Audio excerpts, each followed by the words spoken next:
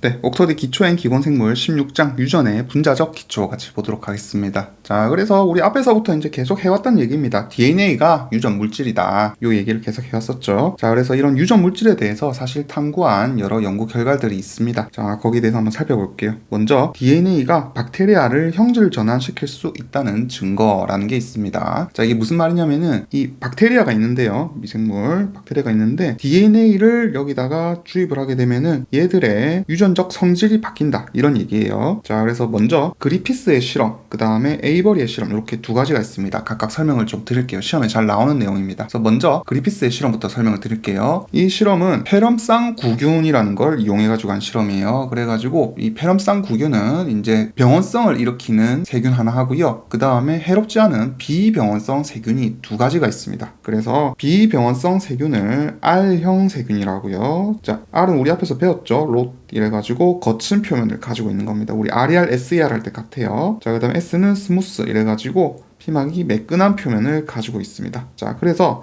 얘들이 표면이 거칠거칠하다 보니까 대식세포가 얘들을 인식을 할 수 있어요. 그렇기 때문에 우리 몸에서 독성을 나타내지 않습니다. 하지만 S형 같은 경우에는 매끈한 표면을 가지다 보니까 이 대식세포가 얘들을 인식을 잘 못해가지고 우리 몸에서 해로운 독성을 나타내게 되는 두 종류가 있어요. 자, 그래서 일단 요 두 종류가 있는 걸 알고 얘들 가지고 실험을 합니다. 어떻게 실험을 하느냐. 먼저 열 처리를 해요. 열 처리를 해가지고 이 균주를 죽입니다. 그 중에서 병원성 균주를 먼저 죽여요. 그리고 살아있는 비병원성 균주를 여기에 같이 섞어서 넣어줍니다. 그랬더니 어떤 결과가 나타나냐면은 살아있는 세포 중에 일부가, 즉 비병원성 균주가 병원성을 띠는 현상을 발견하게 됩니다. 그리고 심지어 이렇게 비병원성 균주가 병원성을 가지게 됐는데 얘들이 분열을 하게 되면은 그 자손 역시 병원성을 가지고 유전을 한다라는 사실을 알아낸 거죠. 자, 이를 통해 가지고 이제 이 죽어있던 병원성 균주의 어떤 알려지지 않은 화학 성분이 이런 유전적 변화를 일으킨 것이다 라고 생각을 그리피스가 했던 거죠. 자, 그래서 이런 현상을 형질 전환이다 이렇게 정의를 했습니다. 그래서 제가 앞에서 형질 전환은 뒤에서 한 번 더 나온다 얘기를 했죠. 그게 요 얘기예요. 그래서 외부 DNA가 이런 식으로 세포로 도입이 되어 가지고 유전자형과 표현형을 밝히는 현상, 이런 거를 형질 전환이다 이렇게 표현을 하게 됩니다. 다만 아직까지 이 물질이 DNA, 우리는 지금은 알고 있지만 이때는 알지는 못했어요. 자, 그리고 두 번째 에이버리의 실험이 나옵니다. 그래서 에이버리는 DNA랑 RNA랑 단백질 중에서 뭔가 하나가 유전 물질이지 않을까 이렇게 생각을 한 거예요. 그래가지고 이 독성이 있는 S형의 폐렴균에서 세포 성분을 추출을 합니다. 그래가지고 각각 DNA를 분해하는 DNase, RNA를 분해하는 애들은 RNase, 단백질을 분해하는 애들은 프로테이즈, 각각 이거를 처리를 하는 거죠. 그랬더니 어떤 결과가 나타나느냐. 자, 요 DNase만 처리한 애들은 형질 전환 능력이 사라졌어요. 하지만 나머지는 여전히 남아 있었죠. 자, 그러면은 얘를 제거했는데 사라졌다?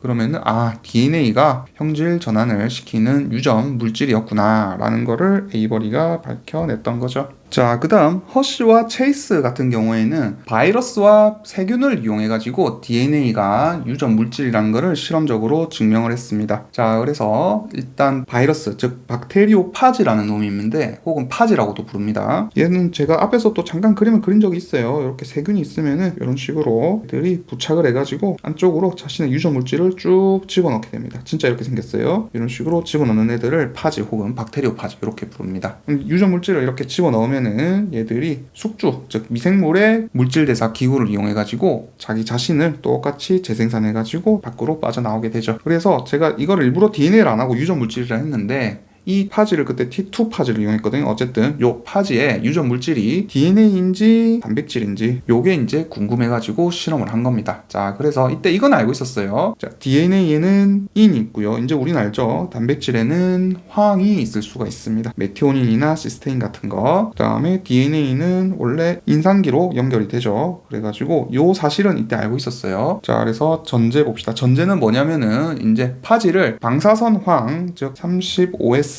여기 하고요. 그 다음에 인이 있는 방사선 인이 있는 32P가 있는 여기서 배양을 하는 겁니다. 그러면은 이걸 배양할 때 어떻게 하냐면은 자, 여기에 세균을, 애들이 먹이가 되는 세균을, 먹이랑 좀 이상하긴 한데 하여튼 복제 기구를 제공한다 생각하시면 돼요. 세균들을 잔뜩 넣어 놓고요. 자, 여기다가 파지를 넣어줍니다. 파지를 넣어주는데 이때 배양할 때 한쪽에서는 35S 황이 있는 곳, 자, 그 다음에 똑같은 조건에서 파지를 집어넣고요. 여기만 32 P 방사선 인이 있는 곳에서 배양을 하게 됩니다. 자, 그러면 요 세균들이 얘들을 이용해가지고 아미노산을 합성을 할 거고요. 요 세균들은 요 인을 이용해가지고 뉴클리오티드 같은 거를 합성을 하게 될 겁니다. 그러면은 여기서는 DNA에 방사선 동위원소가 검출될 거고, 여기서는 단백질에 방사선 동위원소가 검출이 각각 되겠죠. 자, 그러면은 요 파지들은 또 요걸 이용해가지고 자기들이 복제를 할 테니까 파지의 단백질에 얘들이 검출이 되거나 유전물질이라면 파지의 DNA에 얘들이 방사선 동위원소가 검출이 되거나 유전물질이 DNA, 이런 식으로 결과가 나타나게 될 겁니다. 자, 그래서 이렇게 이제 배양을 해요. 배양을 한 다음에 요까지 설명한 겁니다.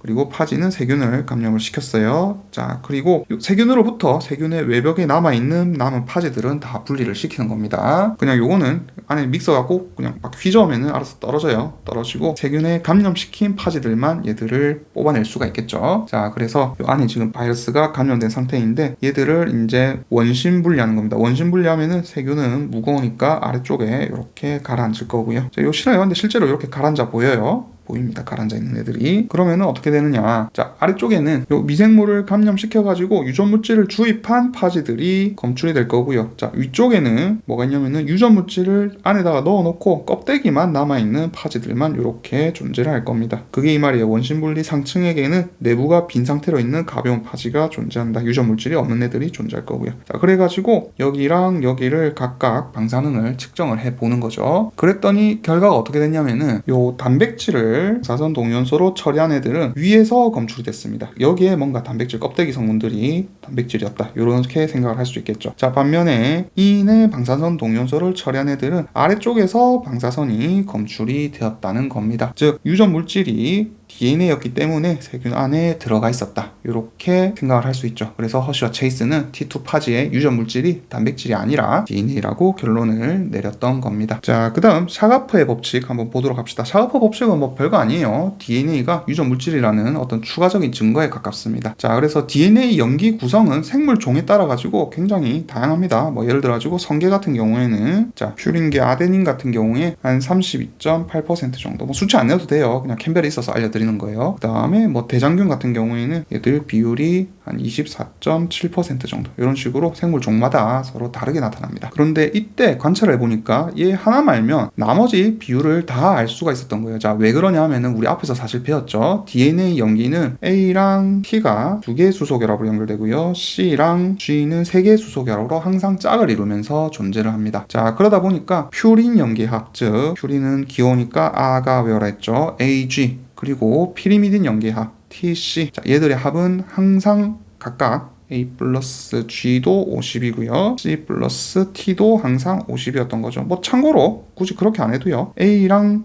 C랑 합쳐도 50이고 T랑 G랑 합쳐도 50이겠죠. 이거는 뭐 산술적으로 당연한 얘기입니다. 왜냐하면은 자, 예를 들어서 그냥 쉽게 30%로 할게요. 아데닌이 30%다. 자, 이럴 경우에 T는 얘 짝이니까 어떻게 항상 30% 똑같이 짝을 이뤄가지고 가지고 있을 겁니다. 자, 반면에 G랑 C는 짝을 이루죠. 그렇기 때문에 그냥 어차피 여기 100에서 30 더하기 30 하면은 60이죠. 이걸 빼면은 40이 되는데 요 40을 C와 G가 똑같이 나눠 가지고 있다는 소리입니다. 따라서 20, 20 이렇게 바로 계산할 수 있겠죠. 요게 샤가프의 법칙입니다. 어렵지 않죠. 자, 그 다음 DNA 구조에 대해서 한번 보도록 하겠습니다. DNA 구조는 맨 처음 프랭클린이 X선 회절 결과라는 거를 만들어냈어요. 자, 요 그냥 실험을 해가지고 사진을 찍은 겁니다.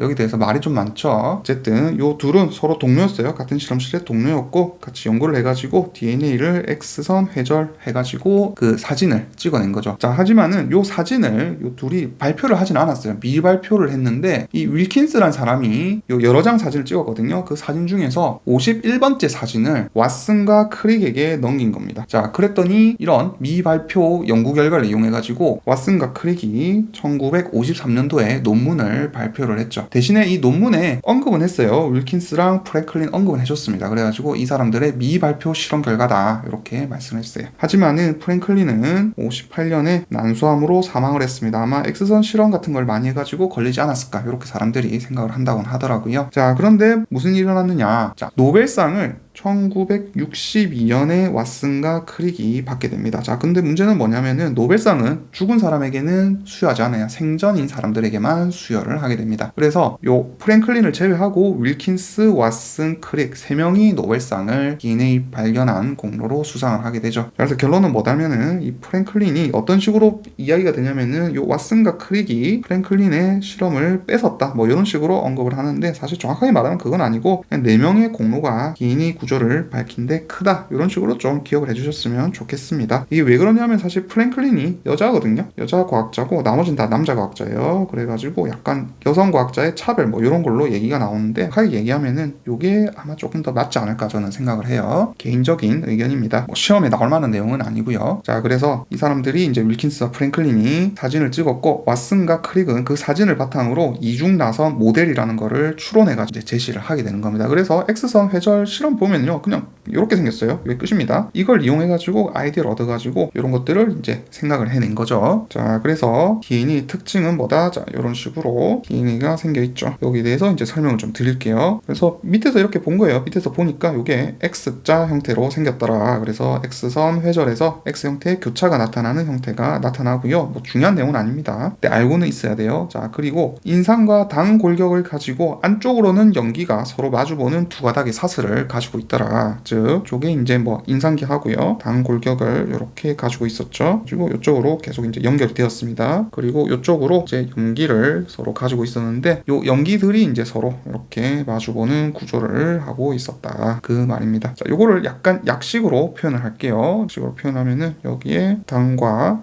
여기에 염기가 있다. 그리고 뭐 아데닌이 있다. 그러면은 얘들은 T하고 두 개 수소 결합을 형성하게 그러면서 이런 식으로 형성을 하게 돼요. 마찬가지로 C랑 G도 똑같이 이렇게 형성을 하게 됩니다. 자, 이렇게 되어 있을 때 요 바깥쪽 큰 쪽하고요, 요 안쪽 작은 쪽 홈이 생기게 됩니다. 마찬가지로 여기 큰 쪽 홈, 작은 쪽 홈이 생기게 되죠. 요거를 DNA 이중 나선으로 그리게 되면은 약간 삐뚤 모양으로 살짝 보이게 돼요. 그래서 보통 이런 식으로 나타나게 됩니다. 이랬을 때 여기 큰 홈이 보이죠. 그래서 이쪽을 메이저 그루브, 여기 작은 홈 쪽을 마이너 그루브 이렇게 부르고요. 마찬가지로 여기서도 큰 쪽을 메이저 그루브, 작은 쪽을 마이너 그루브 이렇게 부릅니다. 자, 그리고 지금 디귿 보시면은 두 가닥의 배열 방향이 서로 다르다 돼 있는데, 자, 요건 요 말이에요. 요쪽에서 지금 5', 3' 요렇게 진행이 되고요. 자, 여기는 반대 방향으로 요쪽으로 진행이 되는 겁니다. 그래서 서로 두 가닥의 방향이 다르다. 이쪽이 5'이면은 이쪽은 3'이다. 이 말이에요. 자, 그다음 이중 나선의 전체 폭 되어 있는데, 자, 요거는 실로 외워주세요.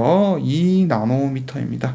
밑에서 봤을 때 요 폭이 2나노미터다. 요 얘기고요. 그 다음에 염기 간의 거리 되어 있습니다. 자, 여기 염기 되어 있죠. 그래서 요 염기 간의 거리는 약 0.34나노미터 정도 됩니다. 그래서 한 바퀴 회전할 때 약 10개의 염기가 들어가요. 그러다 보니까 DNA 분자의 축을 따라서 한 바퀴 회전할 때 그 거리는 3.4나노미터, 여기에 10배가 되게 됩니다. 그리고 DNA는 오른쪽 방향으로 회전을 해요. 자, 이게 무슨 말이냐면은 그릴 때 제가 그냥 이렇게 겹쳐서 그렸는데 이게 이런 식으로 올라간다. 앞에서 볼 때는 이렇게 올라가고요. 자, 뒤에서 올라오는 놈들은 이렇게 뒤로 돌아가게 되고, 그다음 얘가 다시 앞으로 올라오고 얘는 뒤로 돌아오고 이런 식으로 돌아간다.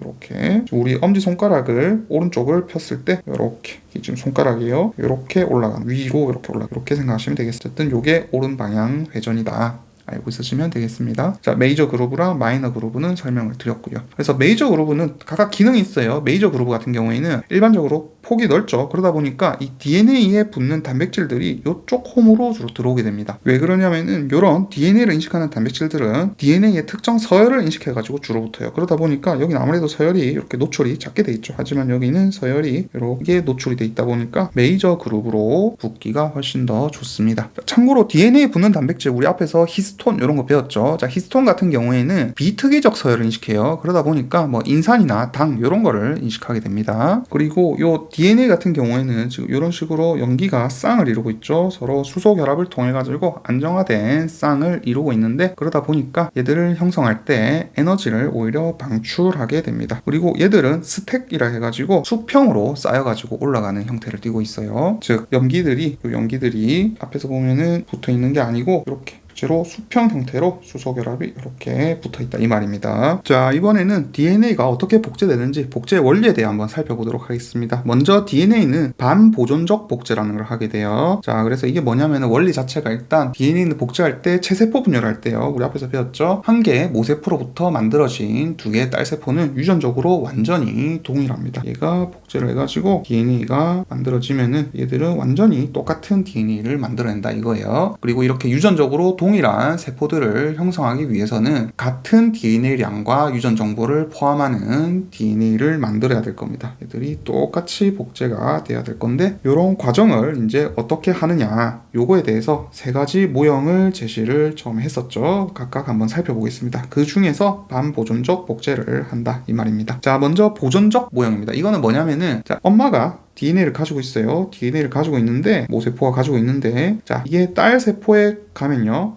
얘랑 똑같은 애가 그대로 가는 겁니다. 그대로 가는 거고 그 밑에 다른 하나의 딸세포는 여기서 복제된 다른 DNA를 가진다. 복제된 DNA를 가진다. 요게 보존적 모형이고요. 자, 반보존적 모형은 이 DNA가 두 가닥이죠. 각각 이렇게 한 가닥 한 가닥 해가지고 두 가닥을 가지고 있습니다. 자, 그래서 얘들이 복제를 할 때 요 한 가닥은 요렇게 들어가고요. 그리고 요 가닥이 새로 합성된 가닥이고 반대로 여기서 요 가닥은 요렇게 들어가고요. 나머지 한 가닥이 새로 합성이 된다. 이게 반보존적 모형이고 요게 맞는 거죠. 자, 그 다음에 분산적 모형 같은 경우에는 그냥 이렇게 툭툭 잘라가지고 요 부분이 합성되고 요 부분이 합성되고 무슨 말인지 아셨죠? 그래서 요 부분이 모괴라면은 한쪽으로 이렇게 모괴가 넘어가고 자, 요 밑에 부분은 새로 합성된 부분이 들어오고요. 자, 반대쪽은 거꾸로겠죠. 요쪽이 새로 합성된 부분이 들어올 거고 그 밑에가 모괴 쪽에서 들어올 거고 이런 식으로 합성된다 하는 게 분산적 모형인데 어쨌든 다 틀린 얘기입니다. 그래서 이거를 어떻게 밝혀냈느냐. 자, 그게 이제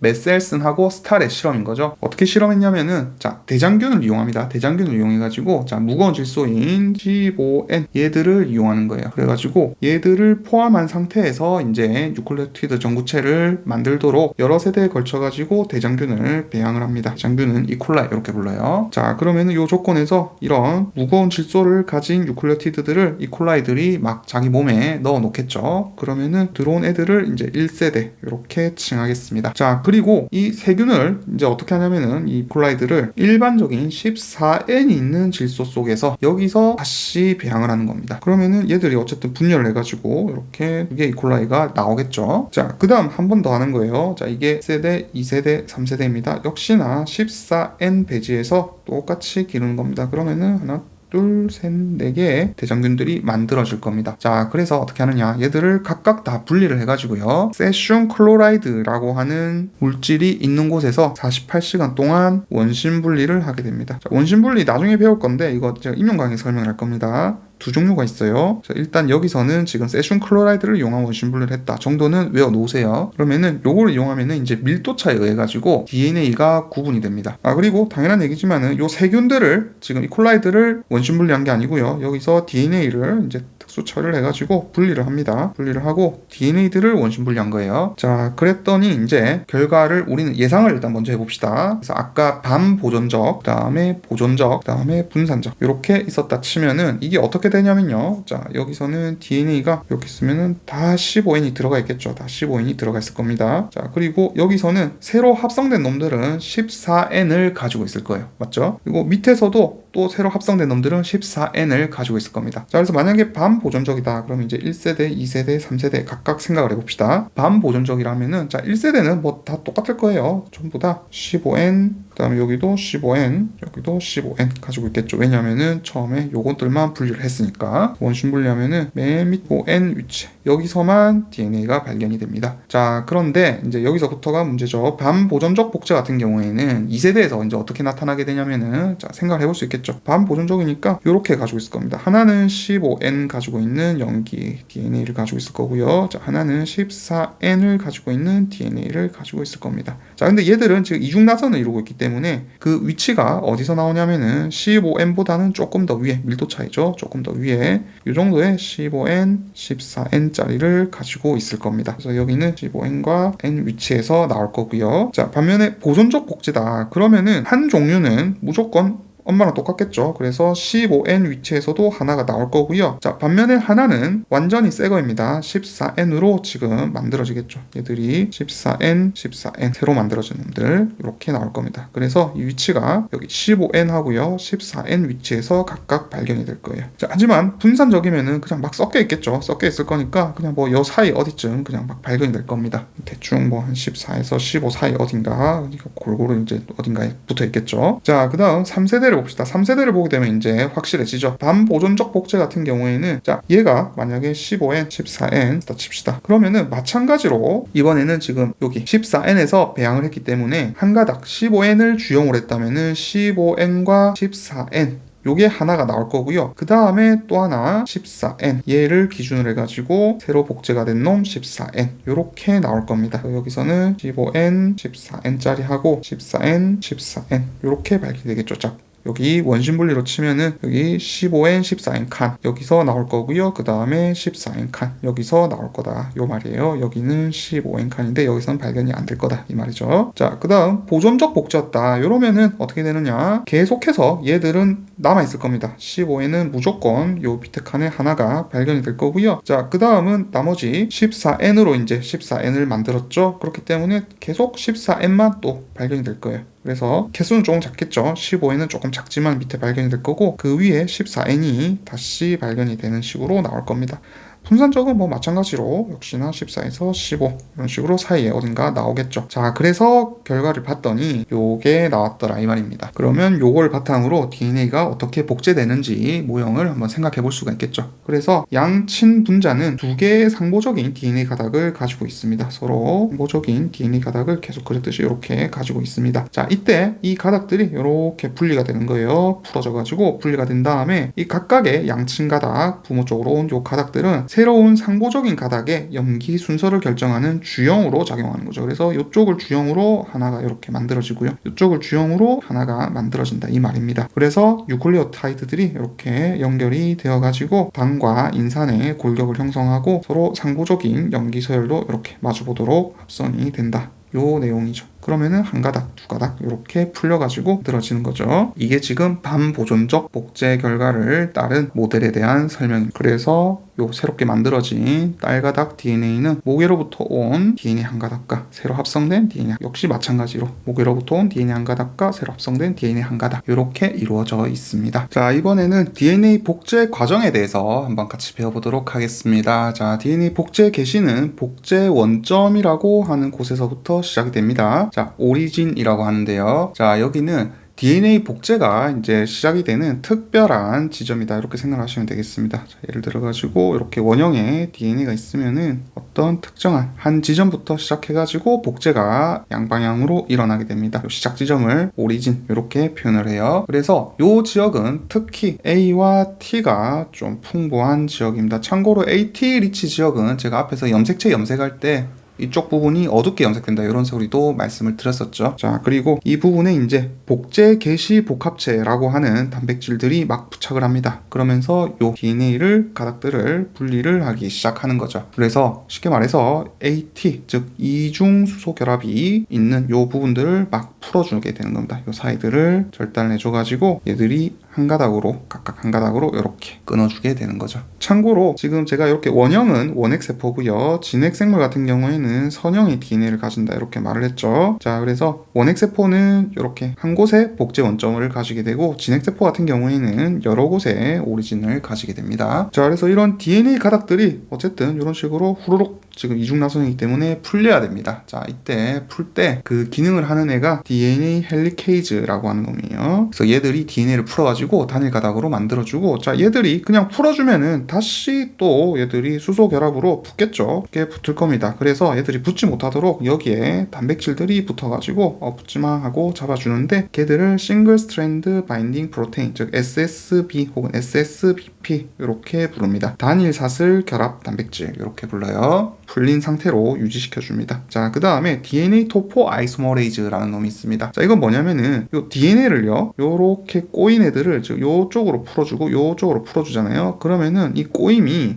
심하게 텐션이 전달이 되면서 이게 꼬인 게 다시 꼬이는 현상이 발견됩니다. 자, 이거 나중에 고무줄 같은 걸로 한번 해보세요. 고무줄을, 자, 요런 고무줄 있으면요 얘들을 한쪽을 붙잡아 놓고 얘들을 꼬아요. 꼬우면은 처음에는 그냥 얘들끼리 이렇게 꼬이는데 이게 계속 꼬다 보면 꼬인 애가 또 꼬이는 애들처럼 보이게 됩니다. 자, 그런 거를 슈퍼 코일링 이렇게 표현을 하거든요. 자, 요거를 해소하기 위해서는 이쪽 한쪽을 탱 끊어주면은 후루룩 풀려버려요. 자, 그런 역할을 DNA 토포 아이소머레이즈가 하게 됩니다. 자, 그 다음 프라이머입니다. 자, 프라이머는 뭐냐면은 DNA가 이렇게 이제 풀렸다 칩시다. 조금 이렇게 있다 치고요. DNA가 이제 풀려 있을 때 얘들이 맨 처음 복제를 할 때는요 DNA는 그냥 복제가 안 돼요. 그래가지고 뭐가 필요하냐면은 3' 말단에 하이드록시기 OH가 있어야 여기에 이어가지고 다시 5'이 붙겠죠. 5'이 붙어가지고 3' 방향으로 이어질 수가 있습니다. 근데 이 기능을 하려면은 DNA가 지금 3'이 없으니까 완전히 새로 합성되기 때문에 이런 부위가 없겠죠. 그래서 RNA를 이용해가지고 프리메이즈라고 하는 놈들이 혹은 프리마제라고 하는 놈들이 RNA를 이런 염기쌍 하나를 이렇게 간단하게 만들어주게 됩니다. 짧은 가닥을 하나 만들어줘요. 자, 그러면은 RNA 역시 3'기에 OH기를 가지고 있었죠. 그러다 보니까 요걸 이용해가지고 이제 요 끝에 다시 DNA 5'이 붙어가지고 요 방향으로 이제 합성을 해 나가는 거죠. 그 내용을 여기에 지금 설명하고 있는 겁니다. 자, 그러면 이제 게시가 됐죠. 프라이머라고 부르는 RNA의 3' 끝에 OH기를 시작으로 해가지고 DNA가 합성을 시작합니다. 그거를 DNA 가닥의 신장 이렇게 표현을 해요. 일롱게이션 이렇게 표현을 합니다. 자, 그러면 여기서는 이제 누가 작용을 하느냐? DNA 폴리머레이즈 3라고 하는 효소가 작용을 합니다. 혹은 DNA 중합효소 3 이렇게 부르기도 해요. 폴리머레이즈라고 하는 효소인데 줄여가지고 폴입니다. 얘들을 어떻게 하냐면은 이제 이 프라이머 뒤에부터 해가지고 DNTP를 첨가하는 거죠. DNTP라는 거는 자, 여기 밑에 나와 있는 DATP, DGTP, DCTP, DTTP 얘들을 말하는 겁니다. 그러면서 염기를 하나씩 첨가를 하면서 얘들을 붙여주게 되죠. 자, 그러면 얘들이 첨가가 될 때 막 첨가되느냐? 그게 아니죠. 아까도 말했지만은 이렇게 3'에서 5' 방향으로 상보적인 염기가 있습니다. 자, 그러면 얘들과 서로 짝을 맞춰가지고 각 짝을 맞춰가지고 얘들이 진행을 하게 되는 거예요. 자, 이때 중요한 점은 요 DNTP는요. 자, 무기 인산이 3개가 달려 있습니다. PPP 3개가 달려 있는 애들이에요. 자, 그런데 얘들이 빠질 때는 지금 무기 인산 하나가 빠지는 게 아니에요. 하나가 빠지는 게 아니고 2개는 제가 피로 인산이라 불렀죠. 피로 인산이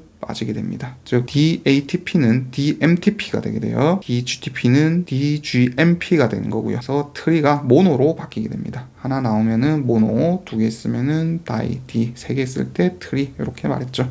그래서 2개가 떨어집니다. 그러면서 얘들은 같이 마그네슘이 원래 붙잡고 있는다 했죠. 어쨌든 에너지가 높은 에너지를 가지고 있는데 얘들이 피로인산이 떨어지면서 다른 염기서열과 이제 붙을 때 에너지를 제공하는 거죠. 그래서 DNA 폴리머레이즈는 따로 ATP를 사용하지 않습니다. 다른 에너지를 따로 별도로 사용하지 않아요. 자, 그 다음 역평행 신장이라고 나와 있습니다. 자, 이게 무슨 말이냐면은 DNA가 복제를 할 때요. 자, 아까 제가 원핵생물 기준으로 예를 들었고 이콜라이 기준으로 복제를 한다 생각해 봅시다. 이렇게 있고요. 이렇게 얘들이 꼬여 있겠죠. 처음에 꼬여 있는 애들이 풀려가지고 오리진부터 시작을 하게 됩니다. 자, 그러면은 이게 어떻게 되냐면은 요쪽을 기준으로 해가지고요. 각각 요쪽으로 헬리케이즈가 가지고 후루룩 풀어주고 있고 요쪽으로 헬리케이즈가 후루룩 풀어주고 있습니다. 얘들은 나중에 결국 원형으로 만나게 되겠지만요. 자, 그렇게 됐을 때 요 참고로 헬리케이즈는 ATP를 쓰면서 진행을 하게 됩니다. 둘 다 ATP를 사용을 하면서 각각 반대 방향으로 진행을 하게 돼요. 자, 그럴 때 요 DNA 기준으로 이제 5', 3' 얘기를 좀 해봅시다. 요거 조금 복잡하니까 잘 들어보세요. 자, 그래서 여기서 하나를 끊으면요. 자, 그냥 아무거나 임의로 그냥 기준을 잡을게요. 요쪽이 3'이 됐다 칩시다. 그러면은 이 3'은 사실 5' 쪽하고 머리를 맞대고 있었겠죠. 자, 그러면서 요 방향으로 쭉 이어져가지고 쪽이 5'이다. 이렇게 칠게요. 자, 그러면은 5'은 다시 3' 쪽으로 쭉 이어지겠죠. 이렇게 쭉 이어져가지고 요쪽이 3'이 될 겁니다. 자, 그러면은 반대편 가닥도 한번 생각을 해봅시다. 반대 가닥은 어떻게 되냐면은 이 가닥과 상보적이 되겠죠. 그러면 요쪽이 5'이 될 거고요. 5'은 3'과 머리를 맞대고 있을 겁니다. 자, 그러면서 3'이 쭉 이어져가지고 반대쪽은 5' 이렇게 나올 거고요. 자, 반대쪽 5'은 이어져가지고 3' 이렇게 나오겠죠. 자, 요건 이해되시죠? 자, 그런데 DNA는요, 합성될 때 제가 항상 5'에서 3' 방향으로 합성이 된다 했습니다. 즉, 여기 3' 쪽 주형을 바탕으로 해가지고 새로 합성되는 거는 거꾸로 5'에서 3'으로 합성이 돼요. 자, 요거는 정상입니다. 자, 그런데 문제는 뭐냐면은 여기 반대쪽이에요. 반대쪽은 지금 이쪽이 5'이니까 만나는 쪽은 3'이겠죠. 그럼 이쪽은 요 방향으로밖에 합성을 할 수가 없습니다. 무슨 말인지 이해되시죠? 요로 가려면은 3'에서 5' 방향으로 가요. 그래서 요런 일은 일어나지 않고요. 어떻게 합성을 하냐면은, 자, 나중에 뒤에 나올 거지만은 오카자키 절편이라는 놈들을 중간중간 뜨문뜨문 이렇게 만듭니다. 그래서 어느 정도 풀리고 나면은 오카자키 절편이라는 놈들을 만들어 가지고 얘 기준으로 요만큼 합성, 또 얘 기준으로 요만큼 합성, 그리고 끊어진 부위는 나중에 다시 붙여주는 형태로 진행을 하게 돼요. 자, 반대쪽도 한번 생각해 봅시다. 반대쪽은 여기가 3'이죠. 지금 주형 가닥이 여기가 3'이기 때문에, 자, 이쪽이 그러면은 합성되는 거는 5'에서 3'으로 이렇게 그냥 바로 진행을 할 수 있을 겁니다. 프라이머 먼저 있을 거고요. 자, 반면에 이쪽 가닥 같은 경우에는 반대쪽은 지금 5'의 반대쪽이니까 3'에서 5'으로 가야 되는데 이럴 수가 없으니까 이렇게 5'에서 3' 방향으로 오카자키 절편들을 만든 다음에 다시 이렇게 새로 DNA 가닥들을 합성하게 되는 거예요. 그래서 이 부분 있죠. 지금 이 부분 제대로 합성되는 부분, 이 부분을 선도 가닥 이렇게 부르게 됩니다. 그래서 그거 그냥 여기 다 써놓은 거예요. 선도 가닥 같은 경우에는 그 DNA 폴리머리즈 3가 아까 합성을 한다 했죠. 그래서 주형 가닥에 붙어 있는 복제 분기점에 가까이 위치하고 상보적인 가닥에 대해 가지고 서로 각각 연속적으로 쭉 이어가지고 염기들을 붙이게 됩니다. 뉴클레오타이드를 붙이게 되는 거죠. 그래서 얘들은 한 방에 쭉 합성할 수 있기 때문에 시발체, 즉 프라이머를 의미합니다. 하나의 프라이머만 있으면은 여기서 그냥 이어가지고 쭉 그냥 끝까지 합성을 할 수가 있습니다. 그래서 합성 과정 같은 경우에는 방금 설명드린 이거예요. 처음에 RNA 프라이머가 시발체가 만들어진 다음에 DNA 폴리머레이즈 3, 중합효소 3가 이 선도 가닥들을 합성하기 시작합니다. 그러면서 이렇게 새롭게 합성이 될 때는 복제 분기점 형성을 여기서 새로 만들고요. 만들고 다시 5'에서 3' 방향으로 연속적으로 쭉 이어서 가게 되는 거죠. 그래서 선도 가닥은 뭐 그렇게 크게 어렵지 않습니다. 자, 이번에 요 반대쪽 한번 살펴볼게요. 반대쪽은 이제 레깅 스트랜드 지형 가닥, 지체 가닥 이렇게 부릅니다. 그래서 지체 가닥은 보시면은 반대쪽에서 다시 그릴게요. 이렇게 했을 때 얘들을 끊었을 때, 자, 여기서 프라임에서 이어가지고 3' 쪽, 그러면 여기서 상보적으로 거꾸로 5'에서 3' 쪽으로 이렇게 이어진다 이 말이. 그리고 또 조금 풀어지면은 이쪽에 5'에서 3' 쪽으로 이어지고요. 그래서 아까 말씀드린 연속적으로 신장되는 이런 선도 가닥과 다르게 이런 지체 가닥들은 이런 일련의 조각 합성의 시작을 만들어줍니다. 그리고 참고로 얘를 오카자키 절편이라 하지 않아요. 오카자키 절편은 이렇게 만들어진 이 전체를 오카자키 절편이라 합니다. 일본 사람이 오카자키가 발견해가지고 오카자키 절편 이렇게 부르는 거예요. 여기 그린 요 조그만 것들은 아까 말씀드린 그냥 프라이머입니다. 프라이머이즈가 그냥 합성을 해준 거예요.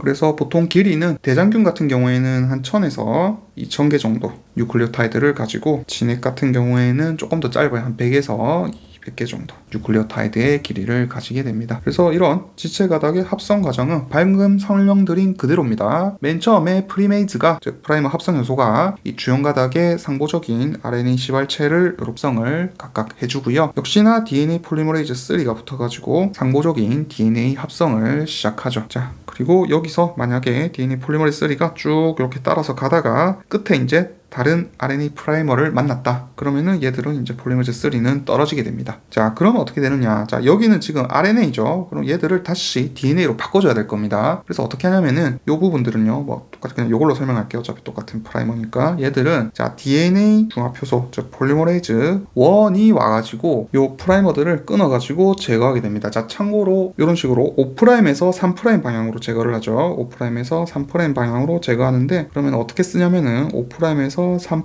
방향으로, 자, 요 끄트머리부터, 중간에 끊어준 게 아니고 끄트머리부터 자르면서 들어갑니다. 자, 요런 애들을 엑소 뉴클레이즈 활성을 가지고 이렇게 표현을 해요. 만약에 중간을 자르면은 그런 것들은 엔도라고 표현을 합니다. 엔도 뉴클레이즈 활성을 가진다 이렇게 표현을 해요. 그래서 DNA 폴리머레이즈 1은 얘를 이렇게 이제 RNA들을 끊어주고 다시 여기에 DNA, DATP, DCTP, DGTP, DTTP 얘들을 넣어가지고 DNA로 바꿔주게 됩니다. 때문에 얘들은 폴리머레이즈 활성과 뉴클레이즈 활성을 같이 가지고 있는 놈들입니다. 자, 하지만 문제가 있어요. 자, 얘들이 지금 떨어졌죠. 떨어지면서 어떻게 됐냐면은 이 부분을 제가 다시 그려볼게요. 이 부분이 지금 원래 프라이머 부분이었고요. 쪽이 DNA 폴3가 합성한 DNA 부분입니다. 그리고 나중에 어쨌든 대체돼가지고 DNA로 만들어지고 붙게 돼요. 자, 여기도 똑같습니다. 여기도 프라이머가 원래 붙어 있다가 대체돼가지고 쭉 이렇게 DNA가 합성이 됐죠. 자, 문제는 뭐냐면 아까 여기서 폴3가 떨어져 버렸어요. 떨어지면서 얘를 붙이지 않고 떨어졌습니다. 그럼 여기가 중간중간이 이렇게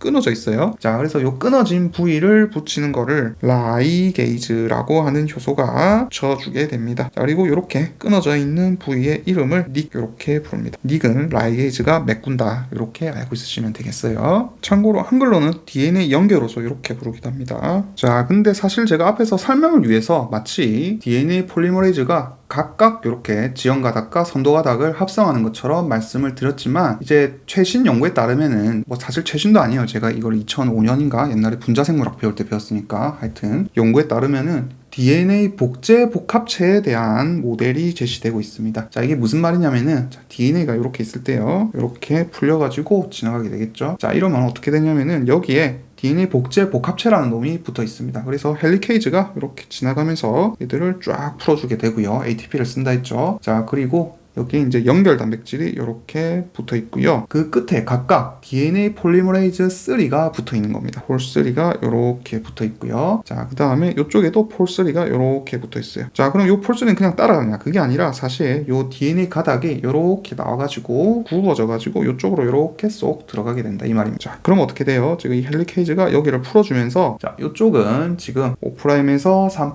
방향으로 풀어줄 거고 그럼 여기는 반대로 되겠죠? 5'에서 3' 으로 가게 될 겁니다. 자, 그렇게 될 경우 폴3는 지금 어떻게 되냐면은 얘가 재봉틀 형태로 이렇게 지나가고 있죠. 지나가면 얘도 이런 형태로 각각 따라가는 방향일 겁니다. 자, 반면에 이쪽 봅시다. 이 폴리머레이즈 3 같은 경우에는 지금 DNA가 이런 식으로 계속해서 밀려 나오고 있어요. 자, 그러면 방향이 어떻게 되냐면은 이쪽은 폴3가 이쪽부터 해가지고요. 이 프라이머가 붙어 있으면은 이런 식으로 합성을 하면서 5'에서 3' 방향으로 만들어 줄 거고요. 자, 반면에 이쪽 같은 경우에는 여기에 프라이머가 이렇게 붙어 있으면은 이 방향으로 5'에서 3' 방향으로 그래야 끝에 상부적으로 5'이 오죠. 여기는 이 방향으로 합성을 해주게 됩니다. 그래서 제가 지금 표현을 이 복제 기구가 움직이는 것처럼 표현을 해놨지만 사실은 이 복제 기구는 가만히 있어요. 복제 기구는 가만히 있고 오히려 우리 재봉틀 있죠. 재봉틀에서 우리 천이 움직이지 재봉틀이 움직이지 않잖아요. 그렇듯이 마찬가지로 DNA가 거꾸로 이 방향으로 이렇게 사실 움직이고 있다. 요게 DNA 복제 복합체 모델입니다. 그리고 자, 요쪽 같은 경우에는 지금 지연가닥이거든요. 지연가닥 쪽 같은 경우에는 이렇게 한번 꼭 굽어져 있어야 돼요. 자, 요게 포인트입니다. 이번에는 DNA 교정과 수선 한번 보도록 합시다. 자, 먼저 DNA 교정이 나오는데 이 DNA 폴리머레이즈라는 녀석들은요 사실 실수를 합니다. 염기 서열을 상부적으로 꼭 넣어줘야 되는데 그렇지 않고 임의로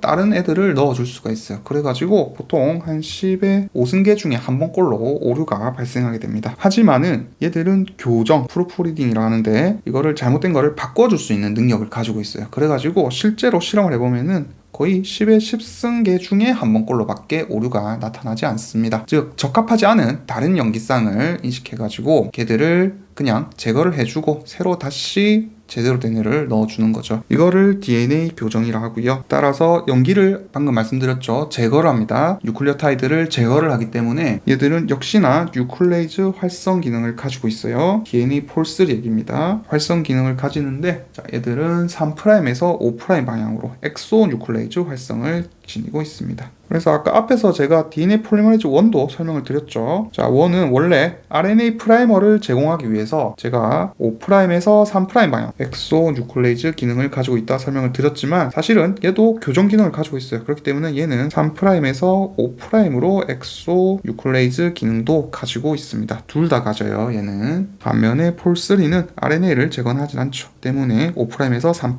방향의 엑소 뉴클레이즈 기능은 없습니다. 이런 포인트들을 편에 편입에서 잘 물어봐요. 자, 그 다음 DNA 불일치 복구 미스매치 리페어 봅시다. 자, 이거는 위에 교정 같은 경우에는 폴리머레이즈가 합성을 하다가 잘못된 연기를 그냥 하나 잘라내고 다시 붙이는 과정이었고요. 얘들은 합성을 복제를 해놓고 보니까 잘못된 게 보이는 거예요. 그때 이제 수선을 하는 겁니다. 그래서 합성된 DNA 사슬이 잘못된 연기쌍을 가지고 있을 때 이 연기쌍의 불합을 교정하는 기능을 하는 거를 미스매치 리페어 이렇게 표현을 합니다. 자, 그래서 이 특정 교소들이 자 이렇게 DNA가 있을 때 이렇게 연기서열들이 연결하고 있는데 요 부위가 만약에 잘못되었다. 자, 그러면은 얘들을 그냥 툭툭 끊어버리고 후루룩 하고 제거를 해버림. 그리고 나서 다시 새롭게 DNA 연기서열들을 DNA 폴리머레이즈 1이 와가지고 여기를 다시 채워주는 거죠. 자, 폴3는 그래서 약간 긴 가닥, 폴1은 약간 짧은 가닥 이런 느낌으로 알고 있으시면 좋겠습니다. 아, 그리고 참고로 DNA 폴리머레이즈 3, 1 해놨는데 자, 얘들은 지금 제가 이콜라이 즉 원핵세포 기준에서 이름을 말씀드리고 있는 거예요. 진핵세포는 이름이 좀 다릅니다. 그 이름은 나중에 심화나 임용 강의할 때 배우도록 하겠습니다. 그리고 자, 봅시다. 요렇게 지금 DNA가 있을 때요. 제가 지금 이렇게 그리면서 표시를 해놔서 그렇지 표시를 안 해놓으면은 어느 쪽이 새로 합성된 거고 어느 쪽이 원래 있는 건지 알 수가 없겠죠. 그래가지고 만약에 새로 합성된 거를 내가 원본이다 생각하고 잘라내면은 돌연변이가 생길 겁니다. 자, 그럼 안 되겠죠. 그래서 어떤 짓을 하냐면은 얘들은 처음에 원래 있던 요 원본 DNA들은 사실 메티라가 되어 있어요. 메티라가 되어 있는데 자, 새로 합성된 애들은 사실 초반에 잠깐 메티라를 하지 않습니다. 그래가지고 아, 메티라가 안 되어 있네. 얘가 새로 합성된 가닥이구나 하고 요 메틸화를 통해 가지고 오래된 가닥을 파악을 하는 거죠. 부모 즉 원본 가닥을 알게 되는 겁니다. 만약에 이런 DNA 미스매치 리페어를 하는 수선 효소들이 고장나면은 대장암 같은 게 막 늘어나게 됩니다. 대장암의 발병 위험률이 높아지게 됩니다. 왜냐하면은 암 자체가 돌연변이기 때문에 그렇죠. 자, 그 다음에 DNA 절제 수선 봅시다. 자, 얘들 같은 경우에는 복제가 일어났어요. 복제가 일어나가지고 멀쩡하게 잘 됐습니다. 자, 그런데 우리 외부 환경은요, 막 햇빛에 노출되고 방사선에 노출되고 여러 가지 또 화학물질에 노출되면서 돌연변이가 일어날 가능성이 높습니다. 즉 화학적이나 물리적으로 손상이 생겨가지고 비정상적인 염기가 새로 발생할 수가 있어요. 자, 그럴 경우에 요 DNA를 절제해가지고 수선하는 거, 이런 거를 DNA 절제 수선 이렇게 표현을 합니다. 그래서 돌연변이가 일어나 요 주위를 아까 위에처럼 잘라낸 다음에 여기를 교체하기 위해서 새로운 조각들을 다시 합성을 해주는 거죠. 자, 그래서 요 이름 용어를 나중에 헷갈리니까 잘 보세요. 약간 다른 개념입니다. 얘들은 DNA 복제할 때 폴리머레이즈가 실수한 오류를 수정하는 거였고요. 자, DNA 절제 수선은 외부 물리적 환경 아니면은 화학물질 이런 거에 가지고 DNA를 제거한 후에 합성하는 방법입니다. 그리고 DNA 절제 수선도 마찬가지예요. 얘들도 원본하고요. 그 다음에 새로 만들어진 가닥들 혹은 수선해야 할 가닥을 구분을 해야겠죠. 자, 그래서 진핵생물 같은 경우에는 일부 시토신에다가 메티라를 일으키고요. 그 다음에 원핵생물 같은 경우에는 GATC 서열이 있습니다. ATC 서열이 있을 때 여기에 아데닌을 메티라 시키게 돼요. 이게 원핵이고 진핵은 토신을 메티라 시키게 됩니다. 자, 만약에 이게 이제 수선되지 못한 상태로 딸 세포로 넘어가면은 돌연변이가 되겠죠. 자, 심지어 이게 체세포 분열이 아니고요. 배우자 생식 세포에서 일어나면은 다음 세대로 전달될 수도 있습니다. 자, 근데 이런 돌연변이가 마냥 해로운 건 아니에요. 그래가지고 이런 식으로 돌연변이가 일어나는데 새로운 단백질이 만들어졌는데 오히려 환경에 더 잘 적응시킬 수 있습니다. 자, 그러면은 자연 선택에서 신종 출현의 원동력이 되기도 하는 거죠. 돌연변이가. 자, 그 다음 DNA 말달 부위 복제되어 있습니다. 자, 이거 뭐냐면은 제가 앞에서 살짝 언급을 안 하고 넘어왔는데 아마 의문을 가진 분도 있을 거예요. DNA가 복제를 할 때요. 자, 아까 제가 말씀을 드렸죠. 이렇게 복제를 할 때 여기가 3', 5' 있으면은 5' 쪽에 처음에 프라이머가 먼저 온 다음에 여기에 이제 DNA가 합성된다. 폴3에서 합성된다. 이렇게 말씀을 드렸습니다. 자, 그러면은 얘들은 어떻게 되는가? 얘들이 RNA였죠? 그러면 얘들도 다시 DNA로 합성되려면은 끝에 뭔가 3'이 있어야 얘들로 다시 DNA로 대체할 수 있을 텐데 얘들은 어떻게 되는가? 여기에 대한 지금 단원입니다. 그래서 결론부터 말하면은 얘들은 어떻게 대체가 안 돼요. 그냥 분해돼서 사라집니다. 자, 그러면은 여기는 달랑달랑 외가닥으로 남아있게 되고요. 요 부분은 분해되는 거 아니고요. 나중에 제가 임용하면서 설명을 드릴 건데 3' 오버행이라고 하는 싱글 스트랜드 DNA 상태로 존재를 하게 됩니다. 자, 그리고 요 부위는 이제 쉘터링 컴플렉스라는 단백질들이 보호를 하고 T-루프라는 구조를 형성을 해가지고 얘들을 보호하게 돼요. 자, 뭐 너무 어려운 얘기라 가지고 이거는 나중에 임용하면서 배우시고요. 어쨌든 문제가 생긴다. 요 정도만 일단 알고 있으시면 되겠습니다. 그래서 하여튼 요쪽이 짧아졌죠, 지금. 그리고 요거를 반복하면 반복할수록 요게 점점 더 길어질 겁니다. 이런 부위가 점점 더 길어질 거예요. 그러면서 요 부위는 짧아지겠죠. 새로 합성되는 되는 부위들은 점점 짧아지게 돼요. 그래서 이 이유가 지금 요거를 설명한 거고요. 이유라는 게 DNA 말단 부위가 완전히 복제가 되지 못하는 그 이유입니다. 자, 그래서 요거를 이제 해결하기 위해서 뭐가 존재하냐면은 진핵생물 같은 경우에는 염색체 끝에 유전 정보가 없는 반복 서열들이 존재합니다. 그 부위를 텔로미어 이렇게 표현을 하고 TTAGTT 요 서열이 한 100번에서 1000번 정도 반복되는 구조를 가지고 있습니다. 그래서 이런 텔로미어로 인해 가지고 이제 반복되는 염기서열이 있으니까 조금 짧아지더라도 아무 의미가 없죠. 그래서 괜찮다 이 말이에요. 다만 얘들이 이제 점점 짧아지는 게 생물체 노화랑 관련이 있다. 뭐 이렇게 생각을 하고 있습니다. 자, 그런데 문제가 있습니다. 이렇게 짧아지면 안 되는 세포가 하나 있어요. 어디냐면은 바로 생식 세포입니다. 세대가 거듭될수록 유전자 길이가 짧아지면 안 되겠죠. DNA 길이가 짧아지면 안 될 텐니다. 자, 그렇기 때문에 이 DNA가 복제할 때 짧아진 DNA 길이를 다시 본래 길이로 복구할 수 있도록 새로운 단백질이 하나 등장하게 되는데 이름이 텔로머레이즈라고 하는 효소입니다. 그래서 얘들은 체세포에서는 활성도가 없는데 생식세포에서는 활성도가 엄청 높습니다. 그래가지고 수정을 하고 나서 이 접합체에서는 염색체가 가장 긴 텔로미어 길이를 가지고 있어요. 그리고 종양세포에서도요, 양성 종양세포 같은 경우에는 이런 텔로미어 길이가 짧은데 암세포 같은 경우에는 이런 텔로머레이즈 활성이 높아가지고 얘들이 염색체가 짧아지지 않고 계속 길어져 있어가지고 불멸을 유지할 수가 있는 거죠. 자, 그래서 이렇게 복제된 DNA는 앞에서도 계속 말씀드렸지만은 그냥 DNA 상태로 있는 게 아니고요, 다른 단백질들하고 만나가지고 뭉쳐 있습니다. 자, 그래서 요건 다 설명한 거예요. 세균 같은 경우에는 자, 한 개의 원형의 이중나선 DNA와 함께 소량의 단백질들이 뭉쳐 있습니다. 걔들 이름을 핵양체, 유클레오이드라고 한다고 제가 말씀을 앞에서 드렸죠. 그래서 세균 같은 경우에는 이 세포 크기보다요, 세포가 요만하면은 DNA는 엄청 깁니다. 훨씬 길어요. 훨씬 긴데 얘들을 여기에 넣기 위해서는 얘들을 구겨가지고 넣어야 될 겁니다. 그런데 그냥 구겨 넣으려면 잘 안 되겠죠. 그래서 어떻게 하느냐. 자, 앞에서 설명드린 뭐 HU나 PIS 같은 여러 가지 단백질들이 DNA를 뭐 굽히거나 아니면은 꼬운 거를 또 꼬우는 슈퍼코일화를 유도를 해가지고 한 부분에 얘들을 막 뭉쳐가지고 넣어 놓게 됩니다. 이런 구조를 핵양체 이렇게 부르는 거고요. 자, 반면에 진핵생물의 염색체, 진핵세포의 염색체 같은 경우에는 일단 선형입니다. DNA가 선형이고 선형의 이중나선 DNA를 가지고 있죠. 근데 여기에 어떻게 히스톤이 붙어가지고 DNA가 요렇게 감겨 있습니다. 그래서 얘들이 만약에 이제 매우 톤이 막 빽빽하게 붙어가지고 엄청 많이 응축되어 있는 구조, 이런 거를 이질 염색질이라 부른다고 제가 말씀을 드렸고요. 보통 이질 염색질 같은 경우에는 너무 뭉쳐 있다 보니까 다른 단백질들이 접근하기가 어렵습니다. 그래서 유전자 발현을 저해하는고요. 진정 염색질 같은 경우에는 진정돼 있죠. 그래서 조금 풀려 있습니다. 얘들이 풀려가지고 덜 웅축돼 있고 막 퍼져 있어요. 그러다 보니까 약간 히스톤이 없는 진정 염색질 부위 같은 경우에는 유전자 발현하는 단백질들이 훨씬 더 자유롭게 접근을 할 수 있어가지고 여기서 메신저 RNA 같은 게 만들어져서 단백질로 다시 발현이 쉬워지겠죠. 그래서 유전의 분자적 기초 DNA에 대한 설명은 요번까지 하도록 하겠습니다. 고생하셨습니다.